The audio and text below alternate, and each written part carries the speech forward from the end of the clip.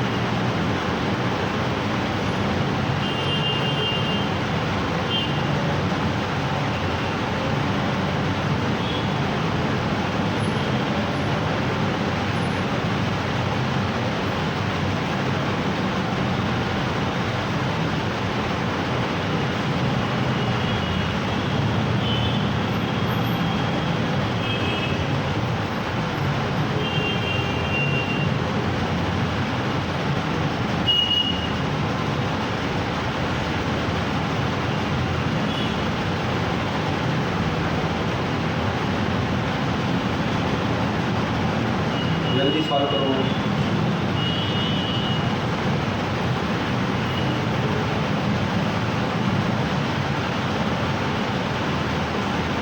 हो गया?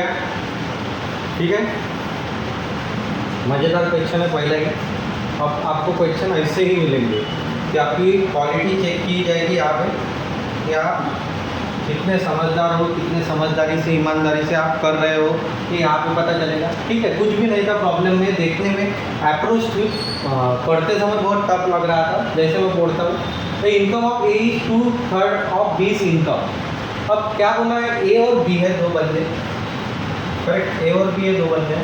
इनका इनकम का रेशो क्या दिया है? 2/3 दिया है उसका इनकम। तो मैं क्या कंसिडर कर लेता हूँ, तो ये अगर 3 होगा तो ये कितना है?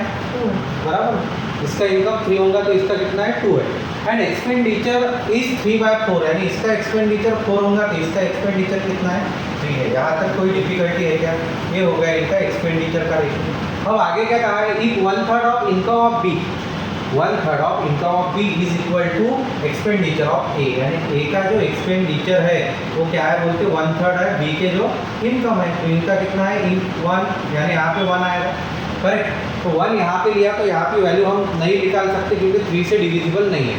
तो आगे क्या कहा है? Then the ratio of saving of A. अब तो रेशो के लिए इनकम माइनस एक्सपेंडिचर रहेगा।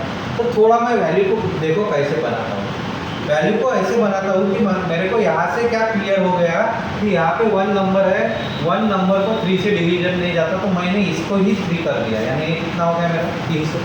अब ये 300 हो गया तो ये कितना हो गया मेरा? 900। कोई डिफिकल्टी? ये 900 होगा तो मेरा कितना हो गया? ये मेरे को रेशो भी बिठाना है तो 600 होगा, बराबर है। थोड़ा ध्यान दीजिए। अब ये 900 कैसे कि इसको अगर 3 से डिवाइड की तो ये नंबर बनेगा और इनका रेशो भी बना। तो ये 3 यहाँ पे क्या था? ये रेशो में हमारा 3:4 था, 3 की जगह 300 है, तो यहाँ पे कितने आएंगे? 400। बस अब आपको क्या करना है? अब आपको आपकी सेविंग निकालनी है। तो यहाँ पे सेविंग कितनी है इसकी? 300। यहाँ पे इसकी सेविंग कितनी है? 500 है। 2 2 0 कैंसर, यानी 3:5। तो आपका आंसर क्या आएगा? 3:5। समझ में आया कॉन्सेप्ट? सीधा सीधा मैंने एक्स नहीं लिया, वाई नहीं लिया, कुछ भी नहीं, सिर्फ यहाँ से प्रॉब्लम को सॉल्व। ठीक, चलो नेक्स्ट। अब इसे उसी तरीके से सॉल्व करना है आपको।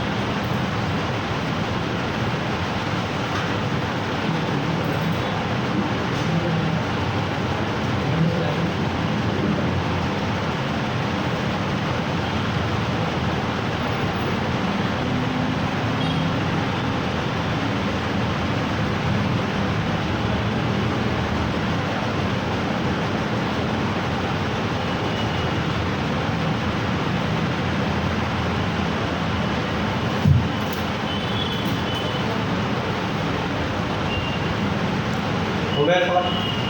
ठीक है, चलो देखते हैं। Income of x is 42% more than that of y and income of z है। तीन बंदे हैं यहाँ पे, एक्स, उसके बाद कौन, वाई, उसके बाद कौन, जेड। अब एक्स के बारे में क्या कहा, income of x is 42% more than y. अगर वाई को मैंने 100 कंसिडर कर दिया तो एक्स कितना होगा मेरा, 142, करेक्ट। अब आगे क्या कहा है उसने, income of z is 45% less than that of sum of the income of x and Y.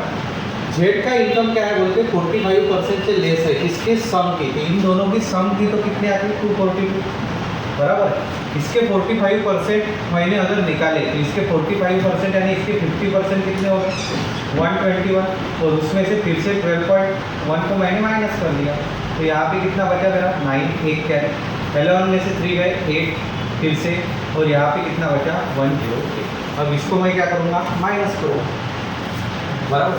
इसको माइनस करूँगा मैं 242 में से 108.9, यहाँ पे 1 बैठा, एक कैरी, 3 एक कैरी, कितना आया, 3 और कितना आ गया मेरे, ये वैल्यू 133.1।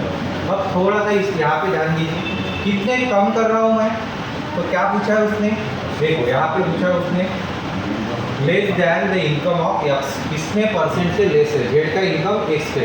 तो जेड का इनकम इससे कितना लेस है, करके देखो आप, 33 और 10 कितना है, 43, यानी कितना आएगा मेरा, 9.9।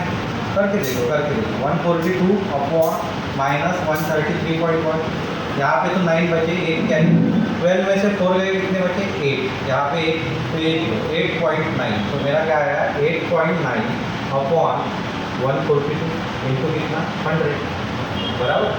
अब ये कितना हो गया, 890 अपॉन 142। थोड़ा छोटा कर लेते हैं, 445 अपॉन कितना हो गया, 71। ठीक है, 7 के टेबल में 44 किधर आता है, तो 6 की सीरीज है आपके पास, तो 71 इंटू 6 किया मैंने, तो 6, और ये कितना हो गया, 426, करेक्ट। अब ये इतना क्लोज नंबर है, तो ये क्लोज नंबर ही आएगा, यानी कितना आएगा, 6.3। कितना आंसर आना चाहिए मेरा, 6.3, यही आंसर आना चाहिए। 6.7 तो आएगा ही नहीं ना, इतना बड़ा नंबर नहीं जाएगा उसके बाद, तो कितना आएगा आपका, 6. समझ में आया कॉन्सेप्ट, ठीक है। या आप यहाँ पे माइनस में करना आपको डिफिकल्ट जाता होगा, तो आप 55% भी निकाल सकते हो डायरेक्ट 50 + 5, ये वैल्यू इसमें पुट कर देना, तो आपका सॉरी ऐड कर देना, तो आपका आंसर आ जाएगा, ठीक है। नेक्स्ट प्रॉब्लम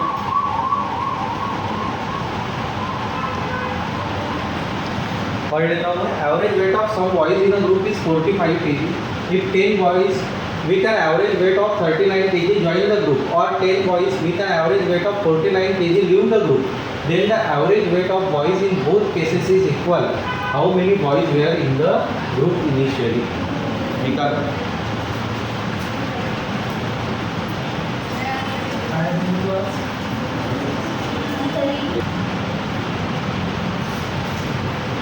करो जल्दी इस प्रॉब्लम को।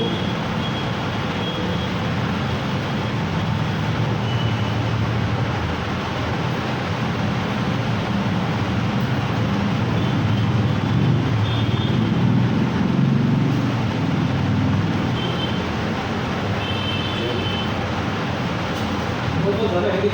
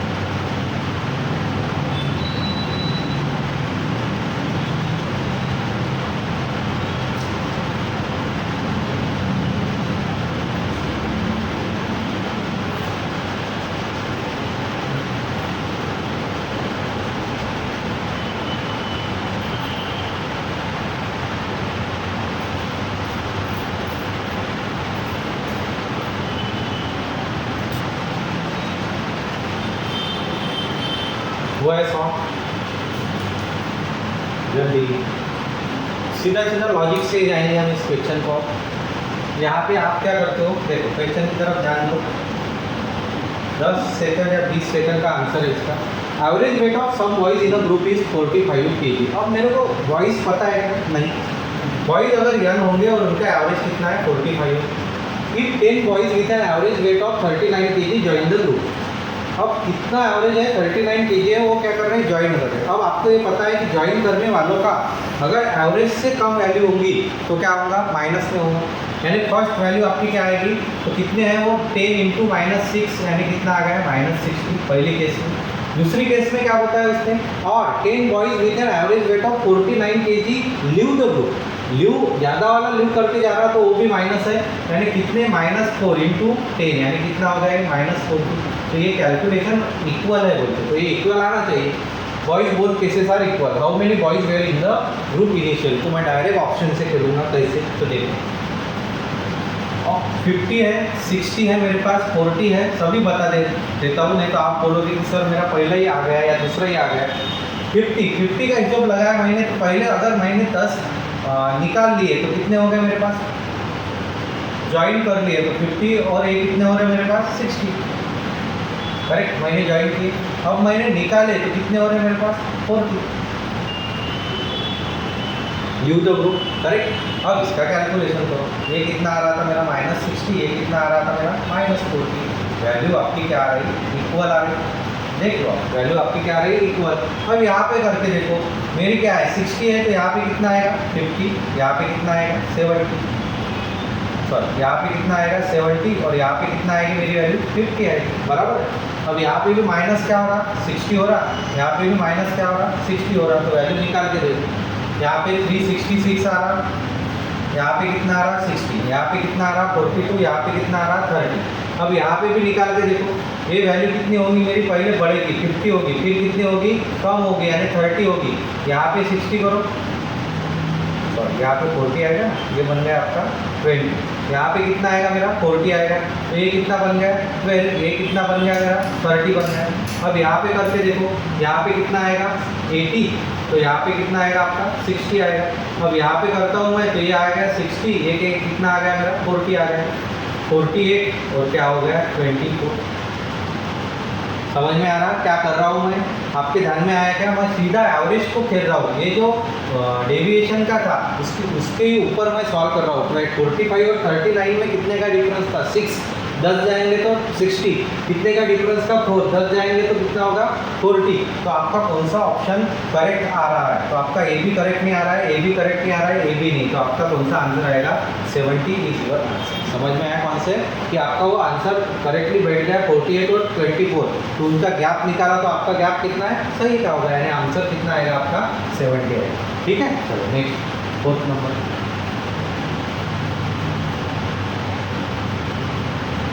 By selling an article at 62.3% of actual selling price, a loss of 25% is incurred. What is the profit percentage on selling the article at its actual selling price? निकालो।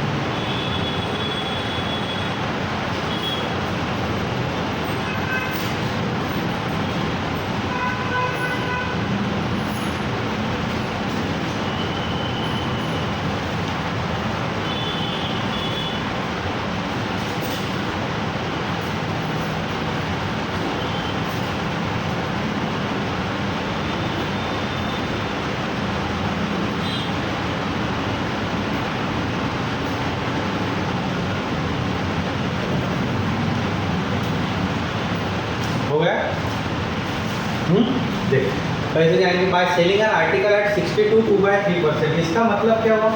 क्या fraction हो गया हमारा? 62 2/3% यानी 2/3 of the actual selling price, यानी उसने cell किया था। एक्चुअल सेलिंग प्राइस मैं इसे ले लेता हूँ, मेरी सेलिंग प्राइस कितनी हो गई? 3 नहीं लूँगा मैं, तो 300 ले लेता हूँ। तो अभी की सेलिंग प्राइस कितनी हुई मेरी? 200, बराबर है। अब आगे क्या बोला है उसने? उसको लॉस हो गया कितना? 25%। अब 25% यानी उसकी सेलिंग प्राइस कितनी होंगी? 75%। 75% यानी कितना? 200। तो 100% यानी कितना? x, बराबर है। तो यहाँ पे x की वैल्यू है, कॉस्ट प्राइस कितनी निकलेगी आपकी? 200 इंटू 100 अपॉन कितना? 75, 3, और ये कितना हो गया आपका? 4, यानी कितना आ गया आपका? 800 डिवाइड बाय, ये क्या हो गई? मेरी कॉस्ट प्राइस है, बराबर। अब मुझे कॉस्ट प्राइस मेरी मिल गई है 800 डिवाइड बाय 3। अब उसने क्या कहा? एक्चुअल प्राइस पे उसे बेचना है, सेलिंग प्राइस जितनी थी। तो मैं क्या करूँगा? मेरा प्रॉफिट कितना आएगा? तो 300 में से ये कॉस्ट प्राइस मुझे माइनस करनी पड़ेगी, यानी 800 अपॉन 3। तो कितना आ गया है? 900 800 यानी 100 अपॉन 3, ये क्या हो गया मेरा? प्रॉफिट। मगर मुझे किस में पूछा है? प्रॉफिट परसेंट में पूछा है। तो 100 अपॉन 3 अपॉन कितना आएगा? कॉस्ट प्राइस कितनी है आपकी? 800 अपॉन, बराबर है। ये दो के कैंसिल, ये दो जीरो कैंसिल, 1/8 यानी कितना आएगा आपका? 12.5%। कितना आंसर आना चाहिए मेरा? 12.5% इज माय आंसर। समझ में आया कौन से? कोई डिफिकल्टी आता? ठीक है, चलो। सेलिंग प्राइस पे था, वो ध्यान में रखना है आपको। किस पे था? प्रॉब्लम पढ़ता हूँ मैं। If alloys A and B contain a copper and zinc are in the ratio 7:8 and 4:1 respectively, in what ratio should A and B be mixed to obtain a new alloy C containing copper and zinc are 2:1? चलो करो जल्दी से इसे solve.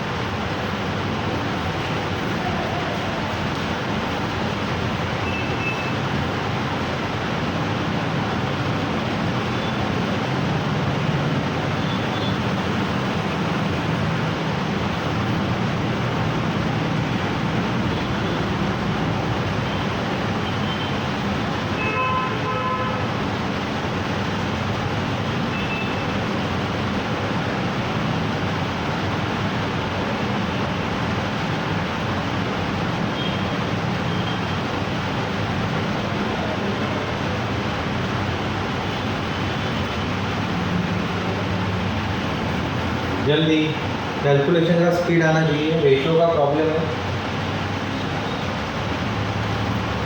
Alloy दिया है तो आप इसे आराम से मिक्सचर एंड एलिगेशन से भी सॉल्व कर सकते हो।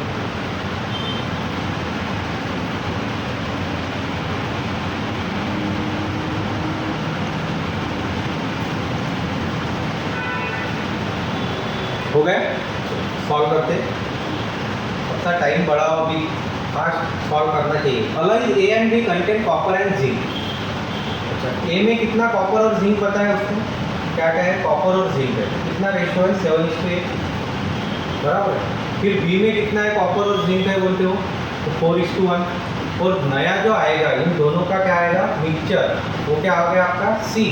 तो उसमें कितना है बोलते? कॉपर एंड जिंक, तो उसमें कॉपर एंड जिंक का रेशियो है 2:1, बराबर। अब आप इस पर क्या, उसने क्या किया? मिक्स इस रेशो में किया होगा, तो इनको मिक्स किस रेशो में किया होगा,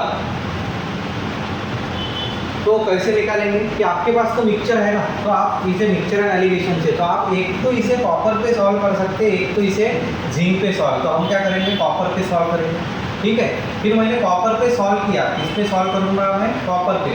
तो कॉपर पे सॉल्व किया तो ये कितना आ रहा है आपका? 7/15, क्योंकि ये 7 + 8 कितना आ रहा है? 15। ये कितने पार्ट है? 4/5, 4 और 1 5 पार्ट। और मिक्सचर के पार्ट कितने होंगे? 2/3।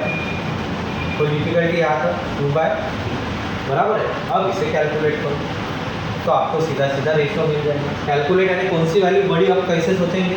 2/3 यानी 66%, 4/5 यानी 80%, यानी ये बड़ी होगी। तो मैं क्या करूँगा? 4/5 माइनस 2/3। तो इधर क्या आना चाहिए आपका? 2/3 माइनस 7/15, बराबर है। अब इसे सॉल्व कीजिए, क्या आएगा? इन दोनों में किया तो सीधा सीधा 15, 5 3 = 15, 4 × 3 12, और ये कितना हो गया? 10, यानी माइनस हो गया तो 2 बचा। अब इधर कितना आ गया आपका? एलसीएम आपका सीधा सीधा आ गया 15। तो यहाँ पे कितना? 5 2 = 10 माइनस 7, यानी कितना आ गया? 3। तो ये 15 15 कैंसर, यानी आपका रेशियो कितना आया? फाइनल रेशियो कितना आएगा मेरा? 2:3। तो 2:3 ऑप्शन सी इज करेक्ट। समझ में आया कॉन्सेप्ट? सीधा सीधा एलिगेशन से कोई भी आप जिंक पे भी सॉल्व कर सकते हो, कोई प्रॉब्लम नहीं, तो आपको रेशो इस हिसाब से देगा। ठीक है, चलो नेक्स्ट प्रॉब्लम नंबर 6 पढ़ लेता हूँ एक बार। A sum of rupees 7410 is divided between A, B, C such that ratio of share of A to combined share of B and C is 9:70 and the ratio of share of C to the combined share of A and B is 5:8. What is the ratio of share of B and C? ठीक है, चलो निकालो।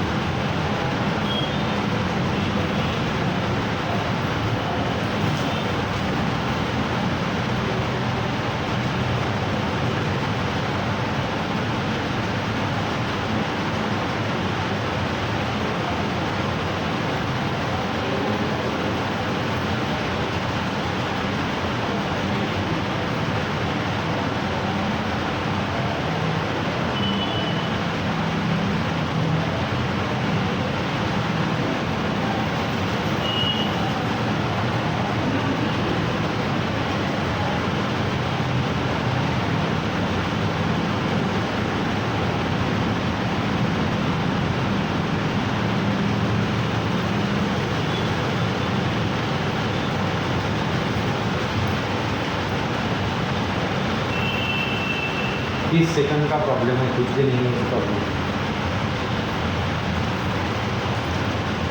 फिर से बता रहा हूँ मैं आपको, कॉन्सेप्ट क्लियर नहीं होंगे तो आप प्लीज़ ज्वाइन कर लो। ऑनलाइन सेशन भी, आप दूर होंगे, अमरावती से बाहर होंगे तो ऑनलाइन सेशन भी ज्वाइन कर सकते हो, या आप सिटी में होंगे तो आपको कोई डिफिकल्टी नहीं, आप डायरेक्ट ऑफलाइन सेशन भी ज्वाइन कर सकते हो।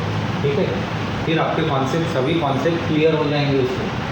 अब ये भी कॉन्सेप्ट सीधा सीधा ही ईजीली आ सकता है, हो गया सबका। देखो, a sum of rupees 7410 is divided among ABC, तीन बंदों में डिवाइड किया है ABC में, सच है ratio of share of A to combine share of B and C। तो मैं इसे ऐसा लिखूँ क्या चलेगा, share of A to combine share of B plus C। तो इनका रेशियो क्या आया बोलते 9:70। ठीक है, अब आगे क्या बोला है, and the ratio of C to combine share of A plus B। तो इनका शेयर कितना है 5:8, बराबर। तो आपको क्या पूछा है, बी और सी का रेशियो पूछा है। अब इनको कैसा सॉल्व करते हैं हम, कलेक्टिवली ए प्लस बी प्लस सी है और ए भी ए प्लस बी प्लस सी है, मगर इनकी एडिशन कितनी आ रही है, तो इनकी एडिशन आ रही है आपकी 26, इनकी एडिशन आ रही है आपकी 30, बराबर। इनकी एडिशन कितनी आ रही है आपकी 13 आ रही है, तो दोनों को भी सेम करना पड़ेगा। तो इसको मैं क्या करता हूँ 2 से मल्टीप्लाई। तो देख लो कि आपका नया रेशियो क्या बन गया कि तो इनका 10/80 16, ये आपका रेशियो बन गया। अब इससे आपको सीधा क्लियर हो गया कि आपकी ए की वैल्यू कितनी है 9, आपकी सी की वैल्यू कितनी है 10, तो आपकी बी की वैल्यू कितनी आएगी 10 + 9 19, और तो 26 में से 19 गया कितना बचा 7। आपको रेशियो क्या पूछा है बी टू सी, यानी 7:10। तो आपका आंसर क्या आना चाहिए, option B 7:10 is your answer. समझ में आया? देखो कितना इजीली हमने इसे सॉल्व किया। ये आपका रेशियो का फंडा आपको पता नहीं होगा तो आप बहुत पीछे हैं, आप ये सभी चीज़ें आपको करनी ही पड़ेगी। ठीक है, हम क्वेश्चन नंबर 7 पे जाते हैं। देखो पढ़ लेता हूँ मैं। Cost price of article X and Y is same, cost price same है, X is sold at 20% profit and article Y is sold at 1 to 6 less than selling price of X. If the net profit by both 14%, what is the cost price. चलो निकालो जब of each पूछिए आपको।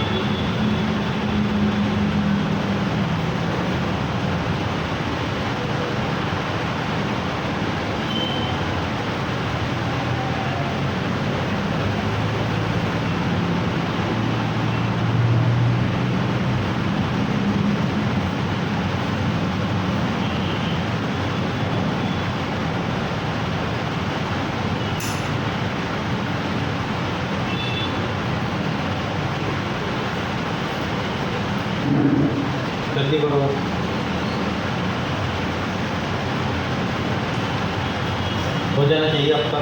हो गया? ठीक, चलो देखते हैं। Cost price of article X and Y, दो आर्टिकल है आपके पास, एक एक्स है दूसरा वाई है। इनकी कॉस्ट प्राइस क्या है बोलते हैं, सेम है। चलो दोनों को भी सेम कर देंगे। सेम यानी अपना पसंदीदा नंबर क्या है, 100। दोनों की भी कॉस्ट प्राइस कितनी होगी, 100। Article x is sold at 20% profit. Article x को कितने में सोल्ड किया आपने, 20%, तो ये कितना हो गया आपका 120, बराबर। And article Y is sold for ₹126 less than selling price of X, इसके 126 लेस किया। If the net profit by selling both the articles is 40%।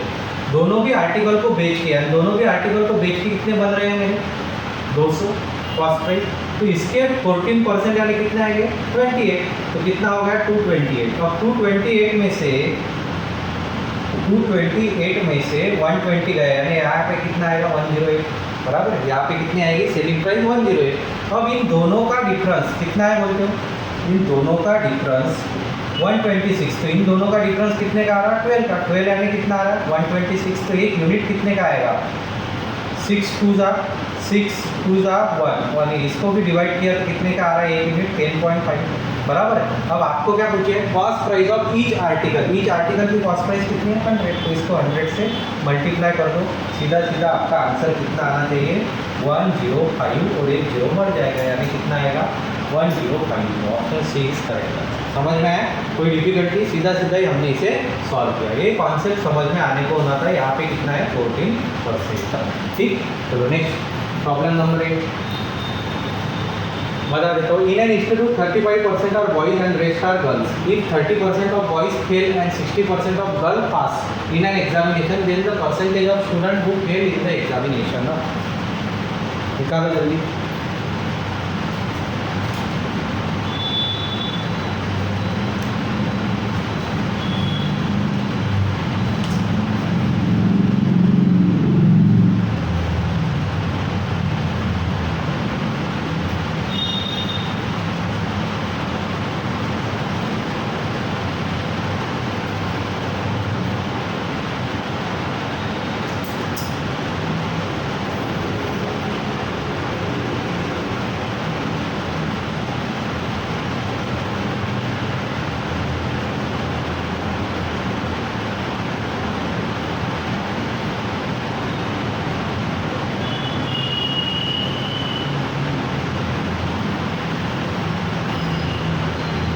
हो गया, परसेंटेज का प्रॉब्लम है।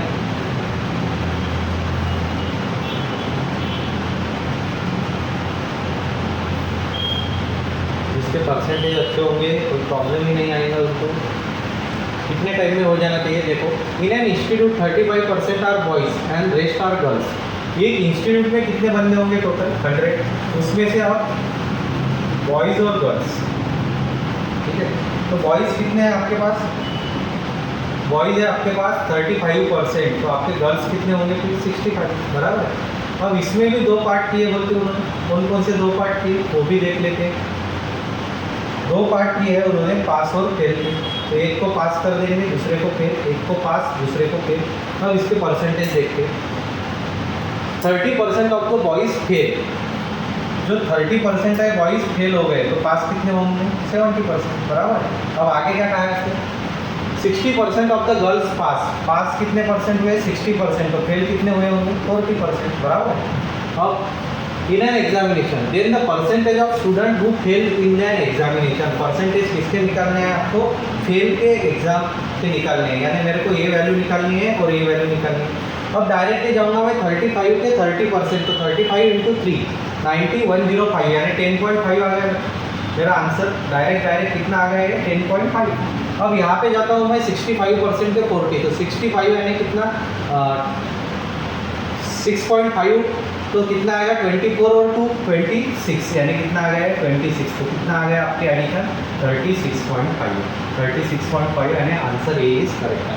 समझ में आया कॉन्सेप्ट, कोई डिफिकल्टी, सीधा सीधा ही इसका आंसर। 9th नंबर का देखो, पढ़ता हूँ मैं। Sum of two positive numbers is 65 and the square root of their product is 26. Then the sum of their reciprocal. चलो निकालो, नंबर 16 का प्रॉब्लम है।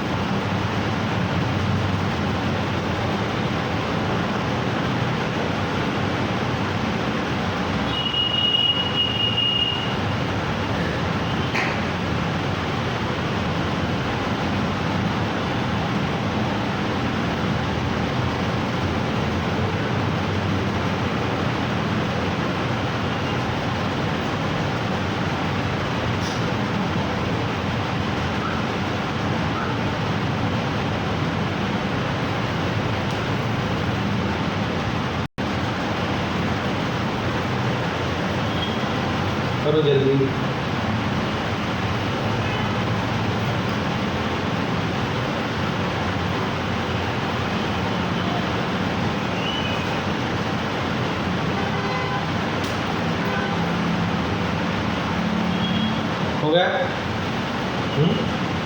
कैलकुलेशन का स्पीड बढ़ाओ। 10 सेकंड देता हूँ मैं और।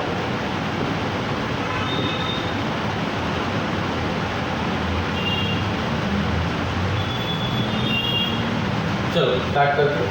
सम ऑफ टू पॉजिटिव इंटीजर्स, तो दो पॉजिटिव इंटीजर को यक्स लेंगे तो उनकी दो सम एक्स प्लस वाई बराबर कितने हैं आपके पास 65। आगे क्या कहा है, and the square root of their product, उनके प्रोडक्ट का, तो मैं ऐसे लिखता हूँ आपको समझने के लिए, उनके प्रोडक्ट का स्क्वायर रूट कितना 26, यानी एक्स वाई कितना होगा, स्क्वायर निकाला तो इसका 676 बराबर। अब वैल्यू पुट करके देखो आप कि अगर मैंने y की वैल्यू निकाल ली तो कितनी हो गई 676 माइनस एक्स। ये वैल्यू अगर मैंने इस इक्वेशन में पुट की तो आपका इक्वेशन क्या बनेगा, x इंटू 676 बराबर, या आपको ये वैल्यू इसमें पुट करो, ठीक है, एक ऐसे पुट करता हूँ आपको समझ में आने के लिए। आप यहाँ पे क्वेश्चन पे बराबर, ठीक। अगर मैंने यही वैल्यू निकाली तो यहाँ पे y की जगह x इंटू वाई की जगह क्या रखता हुआ है, तो 65 माइनस एक्स बराबर इज इक्वल टू कितना होगा 676। कुछ भी नहीं किया मैंने, ये वैल्यू उठा के यहाँ रख दी। अब ये क्या होगा 65x minus X square is equal to 676।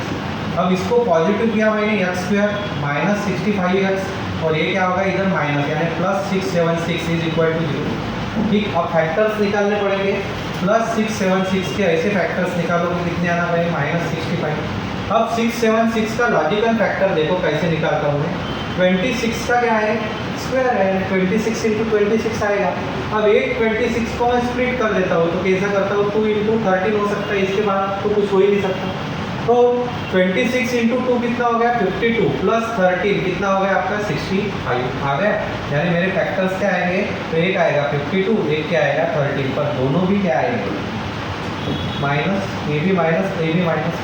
अब आपको ये पता है एक्स स्क्वायर के साथ कोई कोएफिशिएंट नहीं रहा तो यही आपके फैक्टर्स रहते हैं, यानी एक्स की वैल्यू एक तो मेरी प्लस 52 आएगी और दूसरी वैल्यू क्या आएगी मेरी प्लस 30। अब इन दोनों का रेसिप्रोकल पूछा है आपको, ठीक है, एक वैल्यू मेरी 52 आ गई, एक वैल्यू मेरी 13 आ गई, इनका दोनों का पूछा है 1/52 प्लस 1/13, तो कितना आंसर आएगा, नीचे 52 ही आ गया आपका, सभी ऑप्शन वही है, ऊपर 1 प्लस 4 यानी कितना आ गया 5, तो 5/52 ये आपका आंसर है, option D is correct answer, sum of their reciprocals, ठीक है।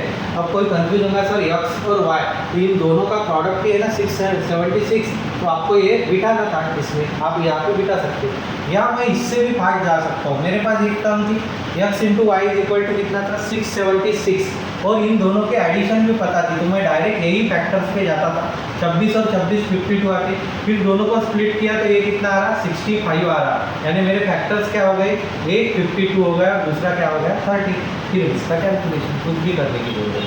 समझ में आया, आ गया। चलो आज का last question, in an examination the number of those who passed and number of those who failed were 25:4. If 3 more had appeared and the number of those who failed was 3 less than earlier, ratio of passers to failures become 21:2. चलो निकालो।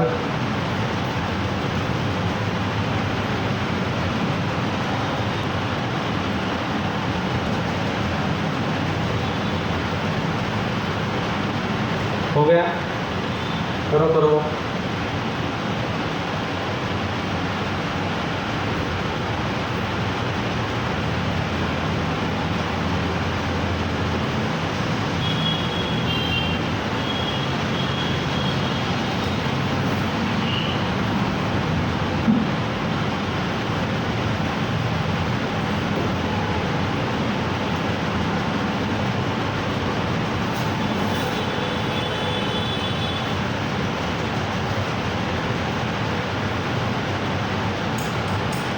हो गया, चलो देखते हैं।